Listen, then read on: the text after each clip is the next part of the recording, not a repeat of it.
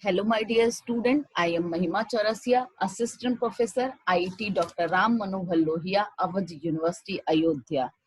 Student, in previous lecture, Ecosystem Part 2, we have discussed about the component of the ecosystem. Today, we are going to start a new topic, energy flow in an ecosystem. Do you know what is energy flow?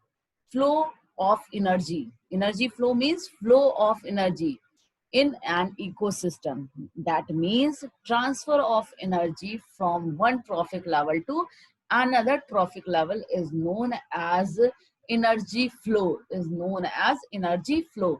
energy flow term made up of two words. First one is energy and second one is flow. What is energy? Energy is the capacity to do work. What is energy? Energy is the capacity to do work. What is flow? Go from one place to another place, that is flow. Go from one place to another place, that is called flow. मतलब एक जगह से दूसरी जगह जाना ही क्या है? Flow है. तो मैंने आपको क्या बताया? What is energy flow? Transfer of energy from one trophic level to another trophic level, that is called energy flow in an ecosystem. In the environment, the energy exists into two forms. First one is potential energy and second one is kinetic energy. Do you know what is potential energy? Potential energy क्या है? Energy at a rest capable for performing work. वो energy जो work performance के लिए capable होती है, that energy is called potential energy. And what is kinetic energy? The kinetic energy is the energy of motion. Its result in work performance at the expansion of potential energy. ये क्या होती है? Work performance करती है. कैसे करती है? Expansion, खर्च पे. किसके खर्च पे? पोटेंशियल एनर्जी के खर्च पे ये वर्क परफॉर्मेंस करती है. Do you know how you measure the energy? How you measure the energy? Do you know what is the unit of energy? The measurement unit of energy is erg. The measurement unit of energy is erg. 1 joule is equals to 10 to raise power 7 erg.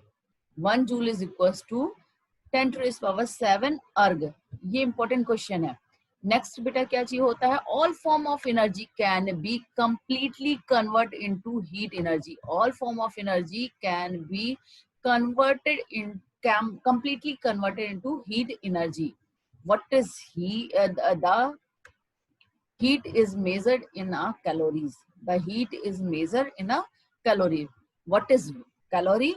1 calorie is equals to heat energy.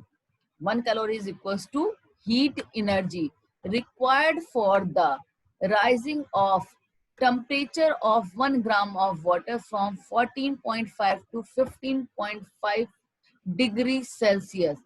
14.5 degree Celsius से 15.5 degree Celsius 1 gram water का temperature बढ़ाने के लिए जो energy required होती है, that is 1 calorie. 1 calorie is equals to 4 joules और 4.2 into 10 to the power 7 erg. 1 calorie is equals to 4.2 joule or 4.2 into 10 to the power 7 erg. Beta, this slide shows the flow of energy in different level of ecosystem. First, we can receive solar energy from the sun. This solar energy absorbed by the producer and then transfer into primary consumer and then transfer into primary carnivores and then transfer into secondary carnivores.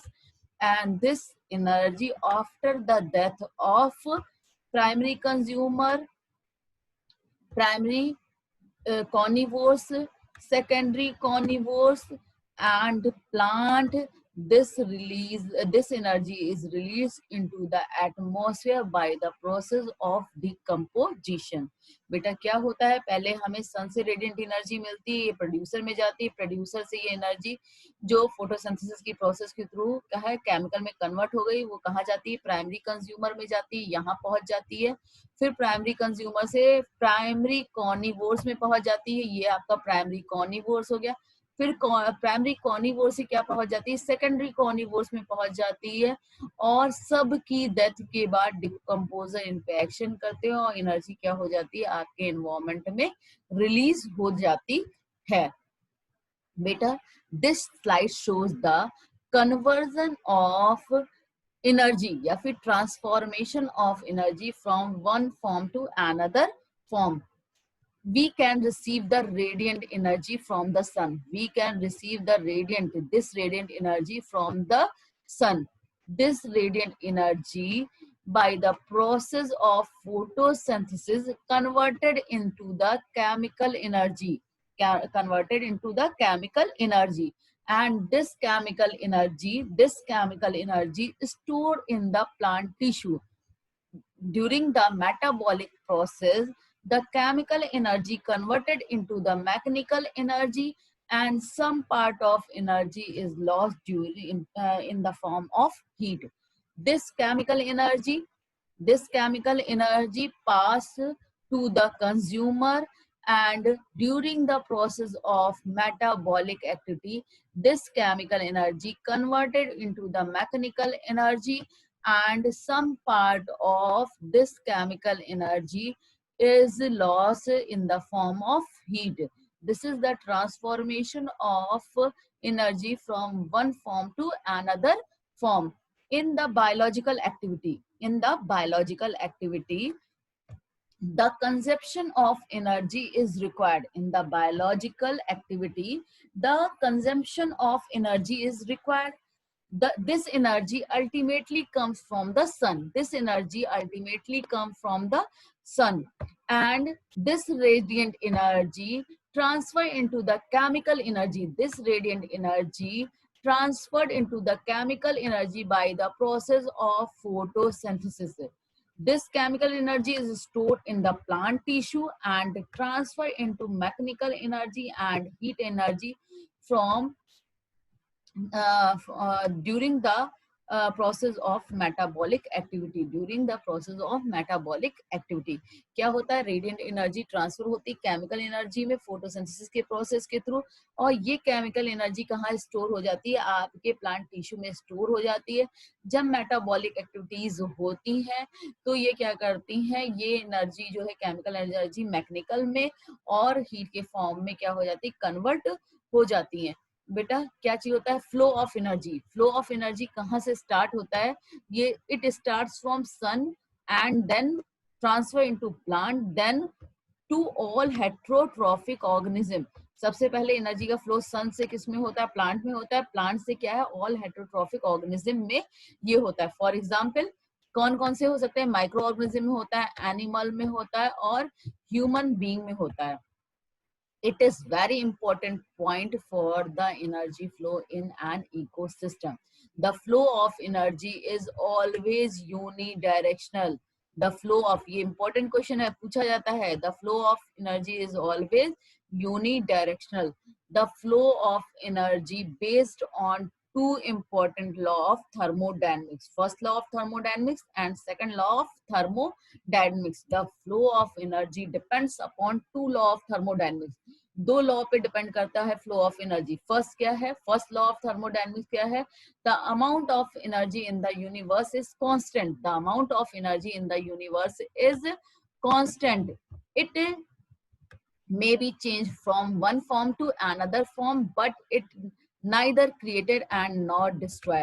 ना energy को उत्पन्न किया जा सकता है और ना ही नष्ट किया जा सकता है, बस एक फॉर्म से दूसरे फॉर्म में चेंज किया जाता है। मैंने आपको दिखाया था कि सन से रेडिएंट एनर्जी आई थी, वो कन्वर्ट हो गई थी केमिकल में, केमिकल से किस में कन्वर्ट हुई, मैकेनिकल और हीट एनर्जी में कन्वर्ट हुई थी। तो ये फर्स्ट लॉ ऑफ थर्मोडायनेमिक्स को ये जो आपका ये वाला डायग्राम है वो शो करता है, किसको शो करता है? फर्स्ट लॉ ऑफ थर्मोडायनेमिक्स को यहाँ प्रूफ करता है। देखिएगा, मैं अभी आपको समझाती हूँ। फर्स्ट लॉ ऑफ थर्मोडायनेमिक्स क्या है? The energy neither created not destroy. हमने एनर्जी कहाँ से, ना ही एनर्जी को क्या किया, क्रिएट किया और ना डिस्ट्रॉय किया। ये हो गया, देखिए कि हमने कहाँ से लिया, सन से लिया, रिसीव किया है, क्रिएट नहीं किया है। और फिर क्या है? It is constant. ये क्या है? कॉन्स्टेंट है। फिर क्या है? It may change from one form to another form. ये वन फॉर्म था, इससे अनदर फॉर्म में क्या हो गई? चेंज हो गई। ठीक है, that is the first law of thermodynamics. That is the first law of thermodynamics. Second law of thermodynamics क्या है? When when the non-random energy, for example mechanical, chemical and radiant energy, can be changed, cannot be changed without some degradation into heat. क्या है कि जो non random energy है, जब वो एक फॉर्म से दूसरे फॉर्म में चेंज होती है तो विदाउट हीट के डिग्रेडेशन के ये क्या है? चेंज नहीं हो सकती है। मतलब क्या है? चेंज होते समय हीट के फॉर्म में एनर्जी का लॉस होता है और वो कहाँ रिलीज हो जाती है? आपके एटमॉस्फेयर में क्या हो जाती है? रिलीज हो जाती है।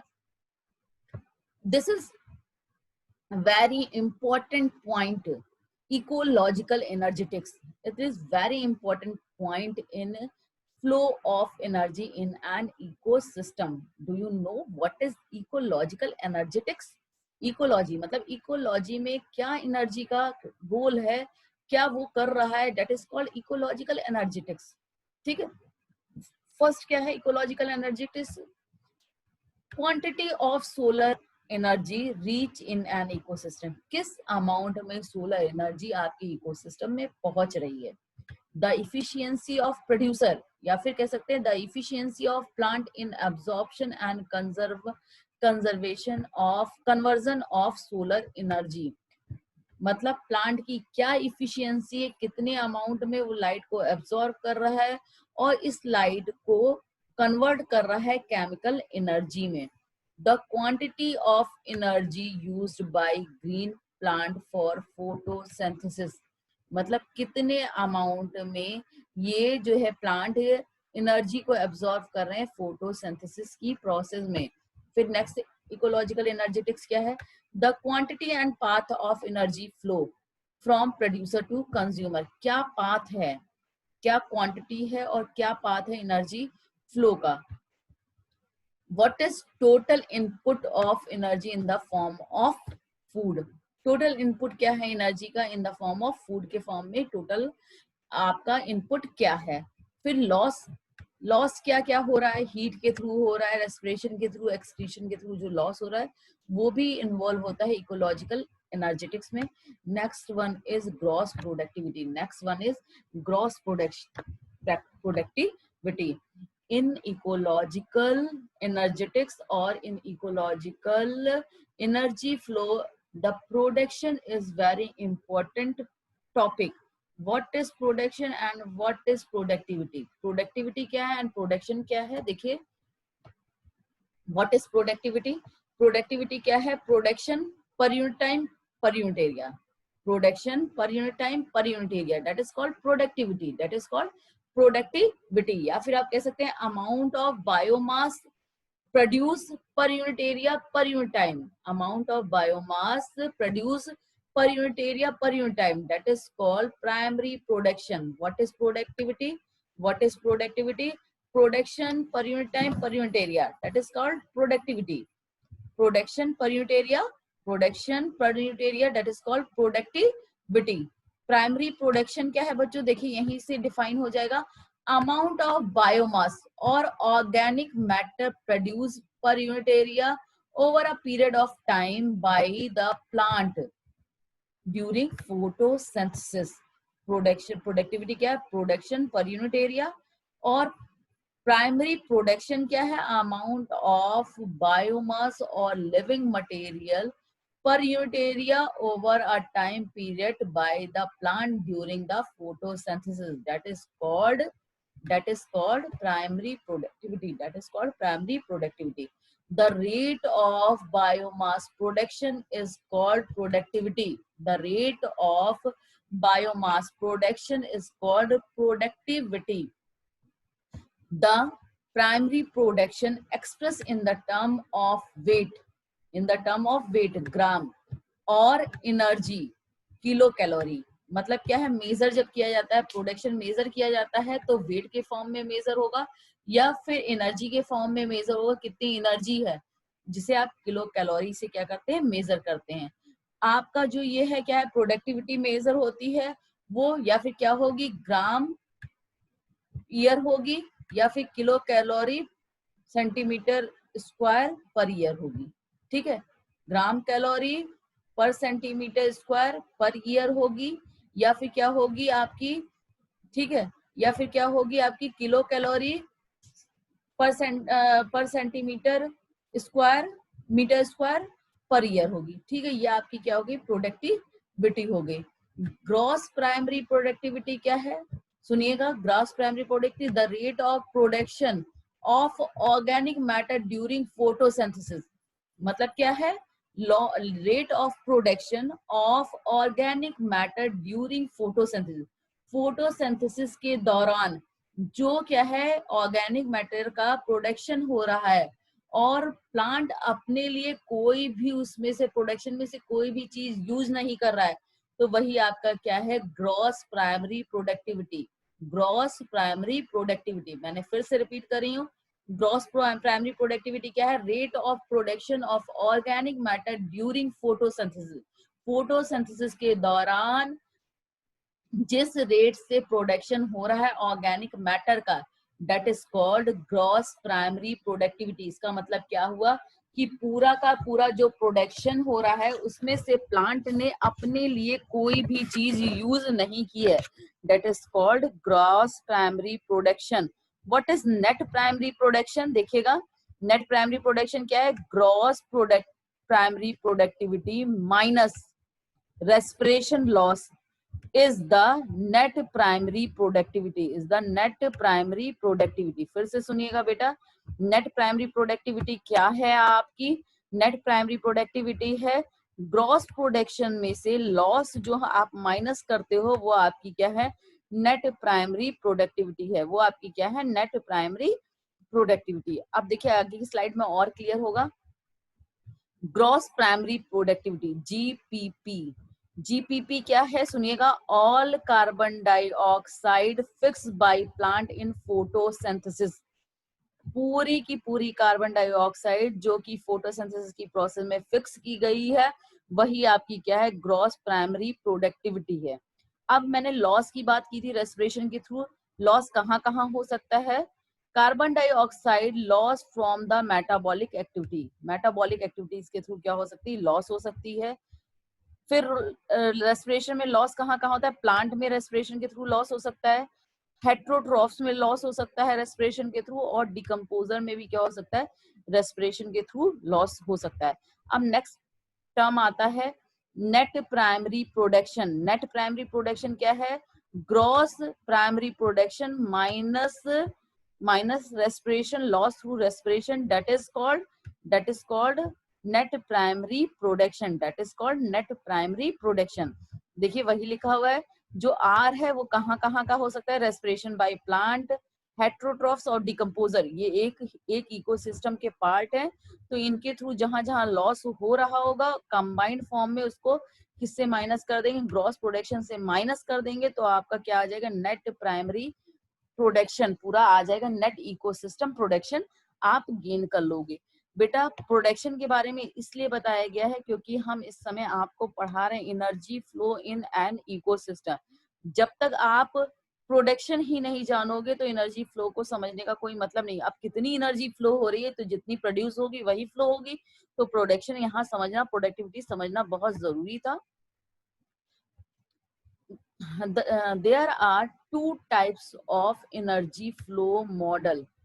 First one is single channel model of energy flow and second one is Y-shaped model of energy flow. Single channel model of energy flow, we can understand the energy flow in an ecosystem by the single channel model of energy flow. बेटा हम energy flow को two models के through क्या कर सकते हैं, समझ सकते हैं। फर्स्ट क्या है, single channel model of energy flow. दूसरा क्या है, Y shaped energy flow model. Y shaped energy flow model. देखिए आप single channel energy flow model को हम डायग्राम के थ्रू क्या करते हैं, एक्सप्लेन करते हैं। Go to the diagram. बेटा जो भी यहाँ रीडिंग लिखी हुई है, स्टार्टिंग फेज में हमने एज्यूम किया है कि क्या है, अप्रोक्सीमेट जो सोलर रेडिएशन है, the amount of solar radiation received in earth is approximately 118.872। ये क्या है, रिसीव करने का मतलब कोई चीज क्या हो रही है, वहां रिसीव हो रही है, वो प्रोड्यूस हो रही है, वो क्या हो रही है, प्रोड्यूस हो रही है। इसका मतलब क्या हो रहा है, वहां प्रोडक्शन हो रहा है, प्रोडक्टिविटी की बात की जा रही है। तो कितना सोलर रेडिएशन आ रहा है, क्योंकि ये एनर्जी है, तो इसको हम जो है कैसे रिप्रेजेंट करेंगे, ग्राम कैलोरी। इसकी यूनिट क्या होगी, ग्राम कैलोरी पर सेंटीमीटर स्क्वायर, पर centimetre square per year. That is the unit of productivity. That is the unit of productivity. The amount of solar radiation reach from the sun, reach from the earth is approximately 118.872 gram calorie centimetre square per year. इतना आपका solar radiation आ रहा है।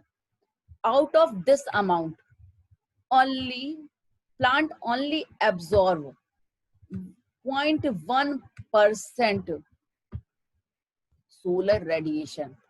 क्या करते हैं plant, क्या करते हैं, केवल 0.1% सोलर रेडिएशन को क्या करते हैं बेटा, एब्जॉर्व करते हैं। 0.1 मतलब इस जो अमाउंट का हम 0.1 जब निकालते हैं तो हमारा कितना आता है बेटा, 118.872 ये आता है आपका परसेंट निकालने का फॉर्मूला। मैंने ये स्लाइड में दिया है, देखिए परसेंट कैसे निकलता है। एक्स क्या है, गिवन क्वांटिटी, कितनी क्वांटिटी है, ठीक है, गिवन क्वांटिटी आपको वहां निकालनी है। टोटल अमाउंट आपको पता है 118.872 है, इंटू 100 हो गया, और परसेंट कितना है, 0.1%। आप इस फॉर्मूले में रखेंगे तो आपका क्या है, अमाउंट निकल आएगा, जो कि क्या ऑब्टेन हो रहा है आपको, 118.872। इसको हमने अप्रोक्सीमेट कितना लिख लिया, 111, और इसकी यूनिट क्या होगी, सेम यूनिट होगी, ग्राम कैलोरी सेंटीमीटर स्क्वायर। अभी मैंने पिछली स्लाइड में आपको ये बताया ग्रॉस प्राइमरी प्रोडक्शन क्या होता है। ग्रॉस प्राइमरी प्रोडक्शन होता है total amount of carbon dioxide fixed during the photosynthesis process. मतलब क्या हुआ, इतनी कार्बन डाइऑक्साइड जो है एब्जॉर्ब हो गई, फिक्स्ड हो गई केमिकल फॉर्म में फोटोसिंथेसिस के प्रोसेस के थ्रू। तो ये आपका क्या है, ग्रॉस प्रोडक्शन है बेटा। इसमें से देखिए अभी कोई भी लॉस नहीं हुआ, प्लांट ने जितना बनाया उतना का उतना स्टोर किया रखा है। अब क्या करेगा प्लांट, अपनी प्रोसेस में, अपनी पर्सनल प्रोसेस, कुछ मेटाबॉलिक एक्टिविटीज में इसका लॉस करेगा, इसका 111 ग्राम कैलोरी सेंटीमीटर स्क्वायर का लॉस करेगा। तो क्या हो जाएगा लॉस, किसके थ्रू, अभी देखिए मैंने बताया था रेस्पिरेशन के थ्रू क्या होता है, लॉस होता है। वो कितने ग्राम कैलोरी हो रहा है, 23। कितने ग्राम कैलोरी हो रहा है, 23 ग्राम कैलोरी। इसका मतलब कितना परसेंट है, 21% लगभग है। अप्रोक्सीमेट कितना परसेंट है, 21% है। इसी फॉर्मूले में, सेम फॉर्मूले में, परसेंट वाले फॉर्मूले में आप इसको रखिएगा। ये परसेंट निकालना है, यहाँ आप लिख देंगे, कितना लिख देंगे, जो अमाउंट है वो आपका लिखा है 23 लिखा है।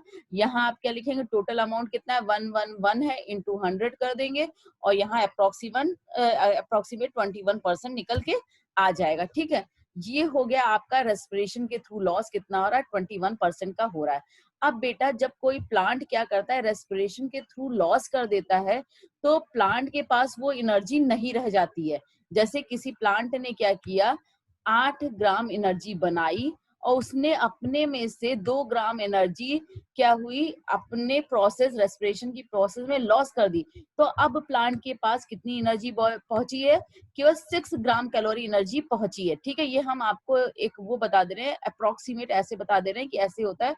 अब क्या हुआ, अगर कोई हर्बीवोर्स खाएगा तो वो 8 में से नहीं खाएगा, किस में से खाएगा, 6 में से खाएगा। किस में से खाएगा, 6 में से। अगर प्लांट मर जाता है तब भी क्या हो गया कि वो क्या हो जाएगा, डिकम्पोज किस में से होगा, 6 में से होगा।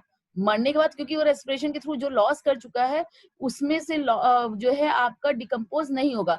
और अगर प्लांट हर्बीवोर्स खा रहा था, उसने केवल लीफ खाई, स्टेम छोड़ दिया, तो जो नॉट यूटिलाइज पोर्शन होगा वो भी किस में से होगा, 6 में से होगा। तो इसका मतलब हम जब है आगे की चीजों को बढ़ाते हैं, जैसे नॉट यूटिलाइज को रखते हैं या फिर हर्बीवोर्स को खाने को देते हैं या फिर डिकम्पोजर को देते हैं, तो हमें क्या करना पड़ेगा, 1 1 1 माइनस 23 करना पड़ेगा। ठीक है, आगे एनर्जी को पहुंचाने के लिए ये करना पड़ेगा। तो बेटा कितना आ जाएगा, 88 आ जाएगा। इसका मतलब आगे एनर्जी जो पास होगी वो 88 में से पास होगी। यहाँ सब क्या हो जाएगा, आपका 88 हो जाएगा। अब क्या है, इस 88 में से कितना ग्राम है, 77 जो ग्राम है बेटा, वो आपका क्या रह गया है, नॉट यूटिलाइज रह गया। इसका परसेंट आप निकाल के देख लीजिएगा कितना परसेंट है, ये मैं आपको यहाँ नहीं बता रही हूँ। और ये क्या है, 15 ग्राम किसके पास, ग्राम कैलोरी सेंटीमीटर स्क्वायर कहाँ गया, हर्बीवोर्स के पास गया। किस में से गया, ध्यान दीजिएगा 88 में से ही गया है। इससे आप परसेंट निकाल सकते हैं। फिर कितना डिकम्पोजिशन के लिए गया, वो क्या है, अगर प्लांट मर गया तो वो भी कहाँ से डिकम्पोज हो रहा है, कि जो उसने लॉस में माइनस नहीं किया उसी एनर्जी में से क्या हो रहा है, वो डिकम्पोज हो रहा है। आप अभी एक चीज देखिएगा, 17 में 15 को जोड़ देंगे तो क्या हो जाएगा आपका 85, और उसमें 3 जोड़ देंगे तो 88। देखिए पूरी एनर्जी आपको दिखेगी, जो आपने डिस्ट्रीब्यूशन किया वो बिल्कुल राइट है। फिर उसके बाद क्या हो रहा है देखिएगा, अब आपका क्या है, ये जो 15 है ये किसकी, देखिएगा प्लांट ने खाना खाया, प्लांट को खाया हर्बीवोर्स ने जो खाना खाया, अभी वो क्या कर रहा है, उसका ग्रॉस प्रोडक्शन 15 है। अभी वो ना चल रहा है, जैसे आपने खाना खाए ना, आपने चला और ना रेस्पिरेशन की प्रोसेस कीजिए। वैसे रेस्पिरेशन की प्रोसेस रुकती नहीं है, पर मान लीजिए आपने रेस्पिरेशन की प्रोसेस नहीं की, तो आपका ग्रॉस प्रोडक्शन कितना होगा, 15 होगा। आपका ग्रॉस प्रोडक्शन कितना होगा, 15 होगा। पर जैसे आपने रेस्पिरेशन की प्रोसेस के थ्रू लॉस किया बेटा, वैसे क्या हो जाएगा कि वो किसमें कन्वर्ट हो जाएगा, आपका नेट प्रोडक्शन।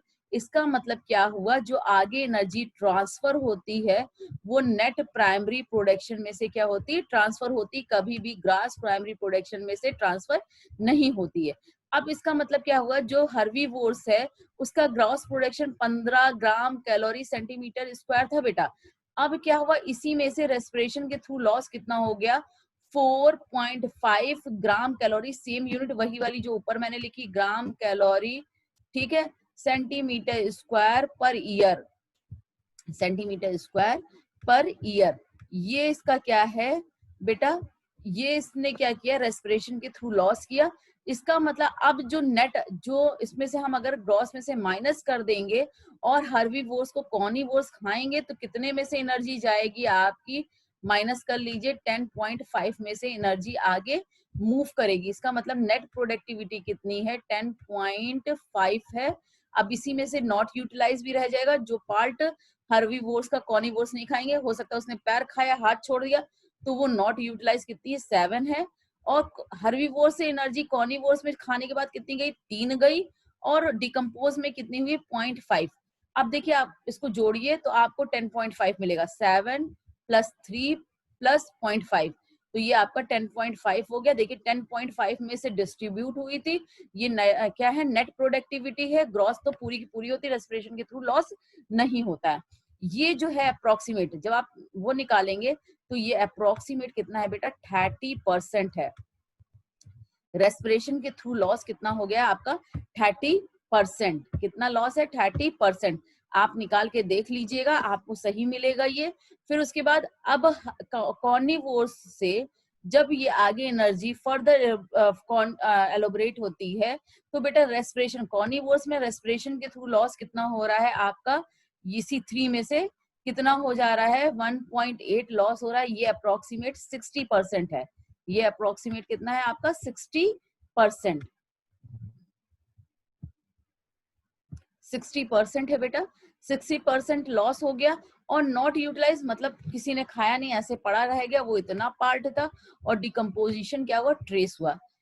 इसमें देखिए जो इम्पोर्टेंट पॉइंट है, समझने वाला पॉइंट क्या है, फ्लो ऑफ एनर्जी। देखिए एनर्जी का फ्लो क्या हो रहा है, यहाँ से सन से ऑटोट्रॉफ्स में भी, ऑटोट्रॉफ्स को हर्बीवोर्स ने खाया, हर्बीवोर्स में एनर्जी चली गई, फिर हर्बीवोर्स से कहाँ पहुंच गई, कॉर्निवोर्स में। ये क्या है, फ्लो एनर्जी है। सिंगल चैनल मॉडल, सीधे सीधे चल रहा है, देखिए बिल्कुल सीधे चल रहा है, सिंगल। एक चीज और मैं यहाँ आपको दिखा रही हूँ, energy flow is always unidirectional, एक दिशा में हो रहा है। ऐसा नहीं कि कॉर्निवोर से यहाँ चली गई, फिर हर्बीवोर से फिर कॉर्निवोर्स में आ गई, ऐसा नहीं, यूनी डायरेक्शनल है। दो पॉइंट बहुत इंपॉर्टेंट है, पहला क्या है, यूनी डायरेक्शनल है, और क्या हो रहा है, एनर्जी का क्या हो रहा है, फ्लो हो रहा है। एनर्जी का क्या हो रहा है, फ्लो हो रहा है from one trophic level to another trophic level. अब देखिए मैंने जो आपको अभी चीजें बताई थी, यहाँ जो लॉस है रेस्पिरेशन की थ्रू लॉस जो है वो 21% था। ध्यान दीजिएगा इस पॉइंट पे जो मैं आपको समझाने जा रही हूँ। यहाँ लॉस जो है 30% है, और यहाँ लॉस जो है 60% है। ठीक है, फिर उसके बाद दूसरा पॉइंट आप ध्यान से देखिएगा। दूसरा पॉइंट मैं आपको क्या समझाना चाहती हूँ, दूसरा पॉइंट बेटा ये देखिए, ये क्या है, यहाँ जो ग्रॉस प्रोडक्शन था 111 gram calorie centimetre square per year था, यहाँ जो है ग्रॉस प्रोडक्शन 15 है, और यहाँ क्या है, ग्रॉस प्रोडक्शन 3 है। मतलब क्या एक्सप्लेन कर रहा है, single channel model of energy flow. जैसे जैसे हम हाई ट्रॉफिक लेवल पे पहुंचते हैं, ये T1 था, फर्स्ट ट्रॉफिक लेवल था T1। मैंने आपकी स्लाइड में पूरा डिस्क्रिप्शन दिया हुआ है, आप उसको अच्छे से देखेंगे तो आपको समझ में आएगा। ये T2 है बेटा, और ये क्या है आपका T3 है।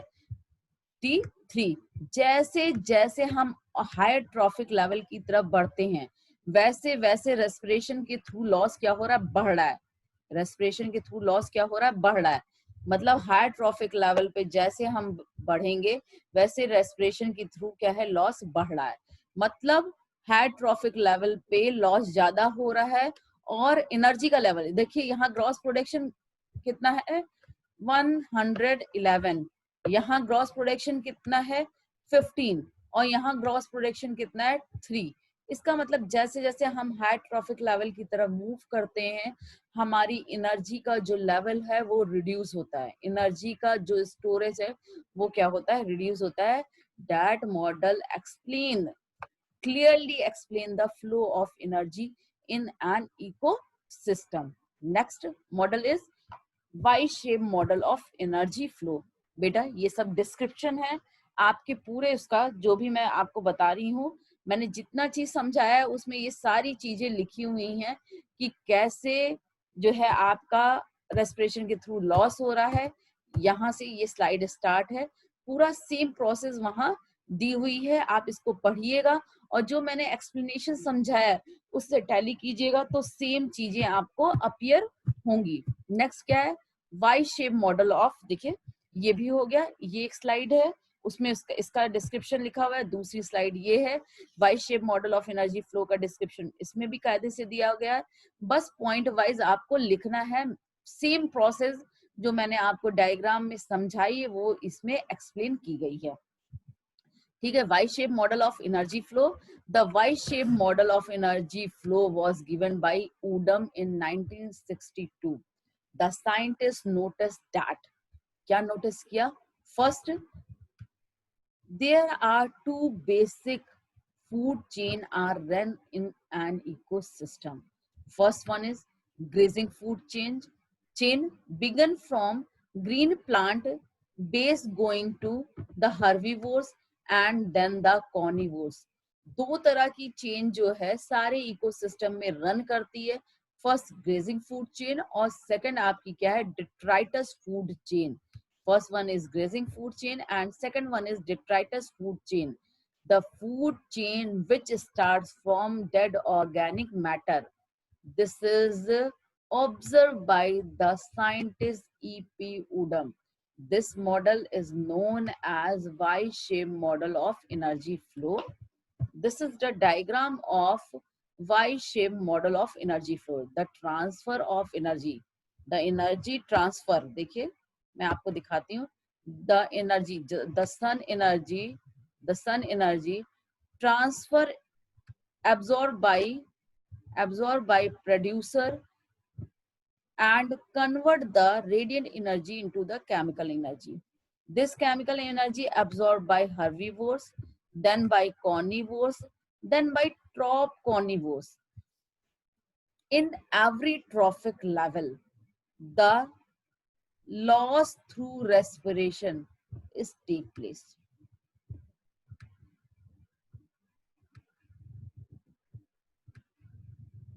In this ecosystem, one food chain take place, that is a grazing food chain, and every level of trophic, every stage of trophic level, one and other process take place is called decomposition process.